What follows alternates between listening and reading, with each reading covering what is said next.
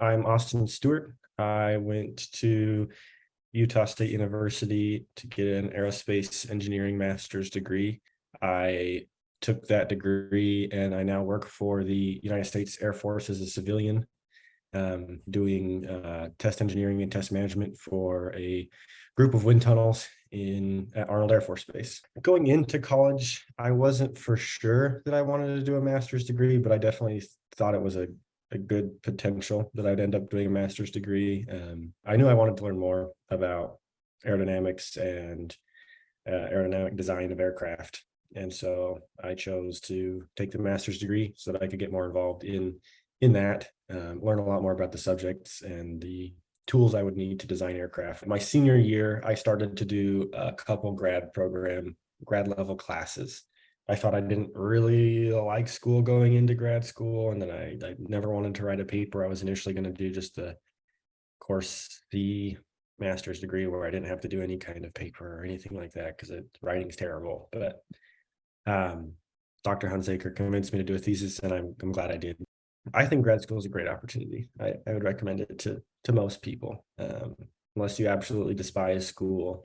I think most people go through your first 3 years of college and, well, up till your last year of college, however long that takes you. And you don't really like it that much. Like, you learn a lot of basic stuff. Maybe you just start to scratch the surface of what you think you might like. So I think grad school is a great opportunity to actually be in those kinds of technical aspects that are interesting. You've gone through all of the underlying course material that you need to understand these advanced topics that are actually interesting.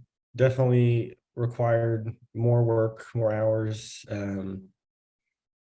but it was in things that I liked. So it was generally easier to spend the time that is required in grad school, which is usually more than in your undergrad classes.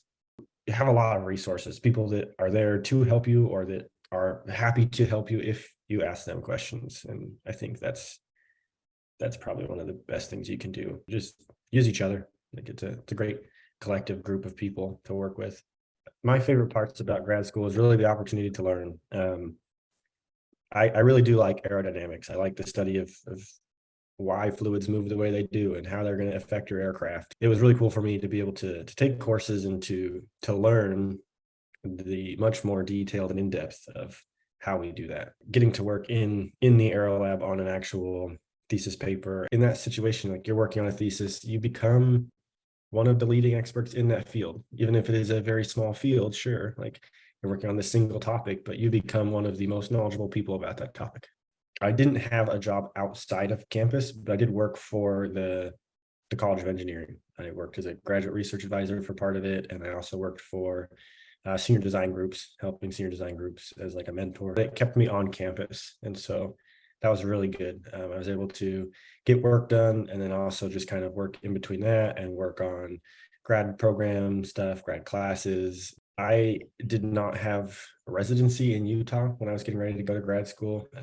From Idaho, so I still had my Idaho residency. And there's actually a number of different programs and things that are willing to help out grad students going to school. The Western Undergraduate and Western Graduate Exchanges are two of them. They help STEM students go to schools in nearby states in the West, essentially. And so they paid all of the non-resident portion of my tuition.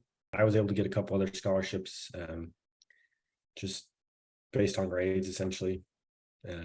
So ultimately, grad school didn't end up costing a significant amount of money for me. It was easier financially than undergrad school for me. It was a great opportunity to learn and to grow and to put something out into the world that can help other people.